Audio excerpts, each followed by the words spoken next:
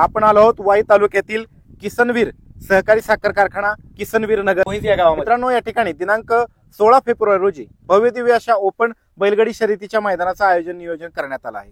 या मैदानाचं आयोजन नियोजन कसं आहे, या मैदानाचं स्वरूप कसं असणार, या मैदानाच्या फाट्या कशा आहेत, हे सगळं आपण या मुलाखतीच्या माध्यमातून आयोजकांकडनं जाणून घेणार आहोत. चला तर मग. आपलं नाव दादा? मी नितीन निकम, वाई तालुका राष्ट्रवादी काँग्रेस सचिव.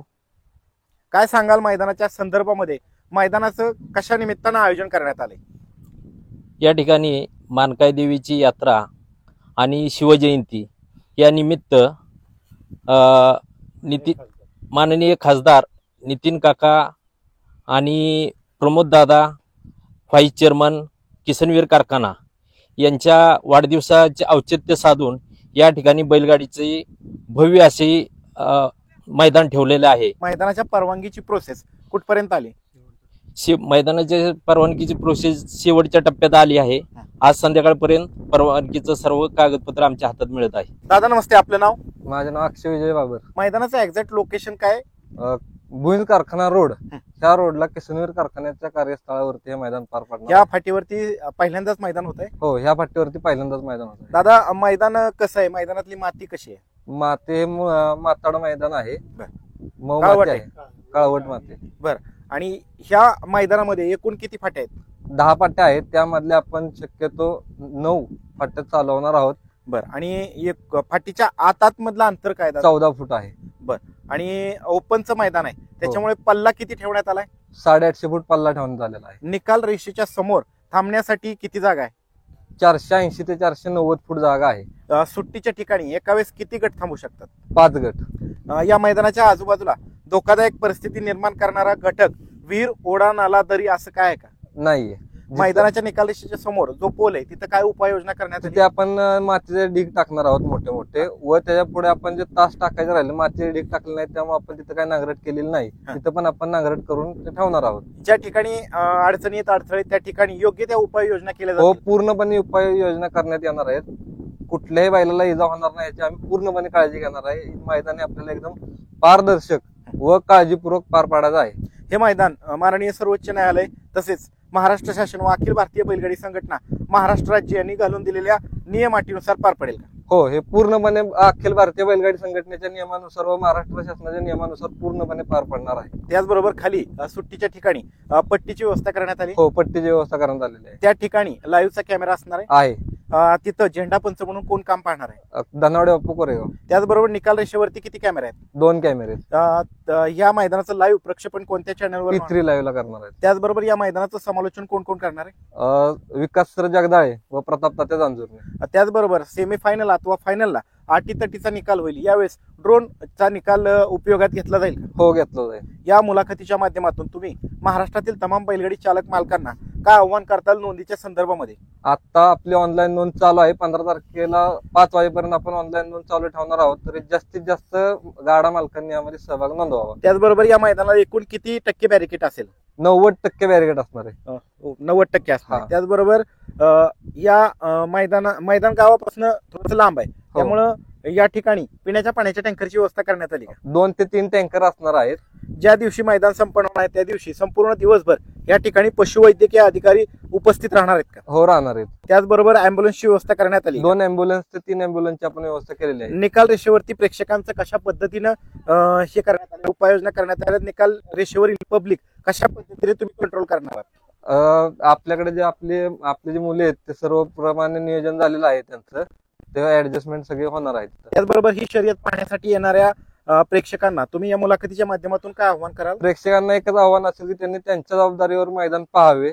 काही दुखापत झाल्यास आपल्याकडे अँब्युलन्स असेलच, फक्त कोणाला दुखापत होऊ नये याची त्यांनी स्वतःहून काळजी घ्यावी. त्याचबरोबर जे खाद्य विक्रेते आहेत त्यांना काय आव्हान करताल? मैदानाच्या कोणत्या बाजूला, कोणत्या दिशेला त्यांनी स्टॉल लावायचे? त्यांना आम्ही एक जागा आखून देणार आहे, त्या साईडला त्यांनी आपले स्टॉल टाकावे. या मुलाखतीच्या माध्यमातून काय आव्हान करताल बैलगाडी चालक मालकांना? नोंद चालू आहे आता आपली, तर जास्तीत जास्त गाडा मालकांनी नोंद करून घ्यावी. या मैदानाचं निकाली पंच म्हणून कोण कोण काम पाहणार आहे? अखिल भारतीय बैलगाडी संघटना वाई तालुका. मित्रांनो, आपल्या समवेत महाराष्ट्राचा बुलंद आवाज म्हणून ज्यांची ओळख आहे ते प्रसिद्ध समालोचक विकास सर जगदाळे कुमटे. सर नमस्ते. नमस्कार. काय सांगाल, तुम्ही स्वतः मैदानाची पाहणी केली, 2 वेळा आपण या मैदानाला भेट दिली, कशा पद्धतीने आयोजकांनी या मैदानाची तयारी केलेली? तसं बघायला गेलं तर मला वाटतंय किसनवीर सहकारी साखर कारखाना आणि या कारखान्यावर पहिल्यांदाच बैलगाडीचा हा जंगी सोहळा संपन्न होणार आहे. मानकाई देवीच्या यात्रेनिमित्त आणि श्री छत्रपती शिवाजी महाराज यांच्या जयंतीनिमित्त महाराष्ट्र राज्याचे राज्यसभेचे विद्यमान खासदार आदरणीय नितीन काका पाटील, त्याचबरोबर किसनवीर सहकारी साखर कारखान्याचे व्हाईस चेअरमन आदरणीय प्रमोददादा शिंदे यांच्या वाढदिवसाचं औचित्य साधून या किसनवीर नगरीमध्ये प्रथमतःच या बैलगाड्यांचा जंगी सोहळा, कारण किसनवीर सहकारी साखर कारखाना म्हणलं की कुस्ती हे बऱ्यापैकी बरे समीकरणं आहेत यामध्ये, पण आज या बैलगाडीचं एक मोठं आयोजन त्यांनी केलेलं आहे आणि सहकारी साखर कारखान्याच्या या कार्यस्थळावर एक सुंदर असं मैदान, म्हणजे आम्ही सुरुवातीला तुम्हाला पण माहित आहे की इथं बैलगाडी शर्यतीचं मैदान होईल का नाही बऱ्यापैकी सगळ्यांनाच वाटत होतं, परंतु या टीमनं मनावर घेतलं. पहिल्यांदा त्यांचं मी मनापासून अभिनंदन करतो, कारण इच्छाशक्ती लागते. इच्छाशक्ती असेल तर काहीही घडू शकतं हे आज त्यांनी दाखवून दिलं. आणि तसं बघायला गेलं तर तुम्ही प्रश्न विचारायच्या अगोदरच सांगायला सुरुवात करतो, तर महाराष्ट्रातलं एक आदर्शवत बक्षीस योजना असलेलं हे मैदान खरं पाहायला गेलं तर किसनवीर सहकारी साखर कारखाना आणि आयोजन हे जरा समीकरण वेगळं होतं, कारण बैलगाडी शर्यत क्षेत्रामध्ये कधीही इकडं वाई तालुक्यात एकतर मैदानांची संख्या कमी आहे आणि इथं त्यांनी केलं त्याबद्दल त्यांचं अभिनंदन. आणि एक महाराष्ट्रातलं सर्वात मोठं मैदान होईल आणि सर्वात आदर्श मैदान होईल ही अपेक्षा घेऊन या आयोजकांनी केलेलं आहे. कारण पहिलं बक्षीस 1,11,111 आहे, दुसरं 88,888 आहे, तिसरं 77,777 आहे, चौथं जे बक्षीस आहे ते 66,766 आहे, पाचवं बक्षीस आहे 55,555 आहे, सहावं बक्षीस आहे ते 33,333 आहे, सातवं आहे 22,222 आणि आठवं बक्षीस आहे 11,111. त्याचबरोबर फायनल विजेत्या बैलगाडी मालकांना किसनवीर सहकारी चषक देऊन या ठिकाणी सन्मानित केलं जाणार आहे.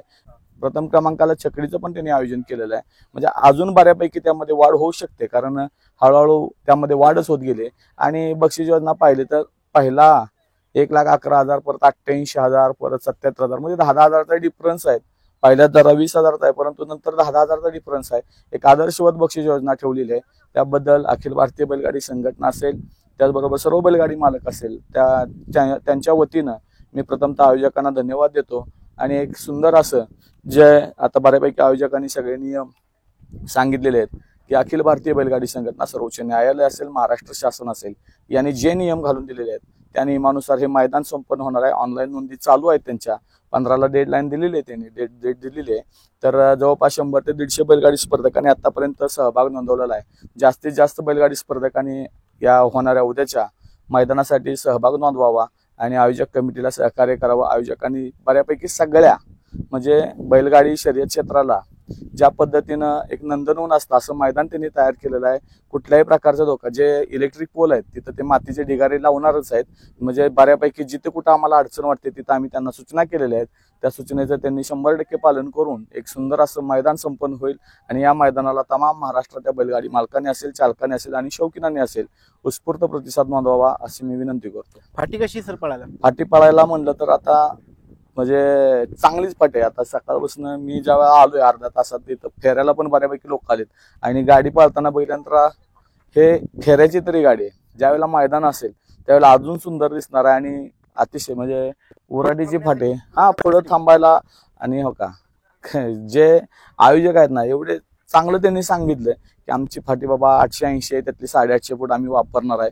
पुढं कोणी पण म्हटलं असतं 500, 600, 700 फाटीमध्ये त्यांनी ॲक्युरेट 480 ते 490 फूट पुढे थांबायला जागा आहे, म्हणजे एकदम ॲक्युरेट त्यांनी मापं दिलेली आहेत. त्यामुळं एक सुंदर असं नियोजन. आणि इथून पुढं पण त्यांनी पहिली गोष्ट क्लिअर केलेली आहे की बैलांना कुठल्याही प्रकारे इजा होईल, दुखापत होईल अशा प्रकारची या मैदानामध्ये कुठलीही गोष्ट नसणार आहे. त्यामुळं आयोजकांना खरोखर मनापासून धन्यवाद देतो की सुंदर असं मैदान त्यांनी या ठिकाणी निर्माण केलं आणि त्याच पद्धतीनं त्यांचं मोठं मैदान येत्या 16 तारखेला संपन्न होत आहे. त्या मैदानाला आपण सर्वांनी उपस्थित राहावं. जे ऑनलाईन नोंदीचे बाकी असतील त्यांनी नोंदी करून घ्या. 15 तारीख शेवटची दिवस आहे, त्या रात्रीला नोंद झाली की संध्याकाळी आपण लॉट जाहीर केले जातील लाईव्हच्या माध्यमातून. तर राहिलेले बैलगाडी मालक मी आपल्याला विनंती करेन की आपण गाड्या नोंद करा. धन्यवाद. दादा नमस्ते. नमस्ते. आपलं नाव? निखिल बाबर. निखिल शेठ, काय सांगाल तुम्ही? आता मैदान पाहणी केली, स्वतः आयोजक आहात तुम्ही, कशा पद्धतीने तयारी करण्यात आली, किती दिवस झालं या मैदानाची तयारी सुरू आहे? मैदानाची तयारी 4 ते 5 दिवस झालं चालू आहे आणि सगळं फाटीतलं जे अंतर आहे ते आपण 14 फूट घेतलेलं आहे हं. आणि एकदम मातीचं रान आहे पाळण्यासाठी बैलांना. त्याचनंतर महिला कर्मचारी सुद्धा लावल्या होत्या खडे गोळा करण्यासाठी. मैदानातला खडा ना खडा विचारून घेतलाय, काय सांगाल त्याच्याविषयी? आज सकाळीच महिला कर्मचारी आपण लावलेले 7 वाजल्यापासून. हं. मैदानात जो खडा होता बारीक हं. तो सगळा खडा आपण तुम्ही बघू शकता, हं. सगळा खडा आपण उचलून बाहेर टाकलेला आहे. बरं, काय आव्हान करताल नोंदीच्या संदर्भामध्ये महाराष्ट्रातील तमाम बैलगाडी चालक मालकांना? महाराष्ट्रातील तमाम बैलगाडी चालक मालकांना एकच आवाहन करतो की 15 तारखेपर्यंत आपण भरपूर संख्येने ऑनलाईन पद्धतीने नोंद पूर्ण करून घ्यावी. चालते, धन्यवाद दादा. धन्यवाद.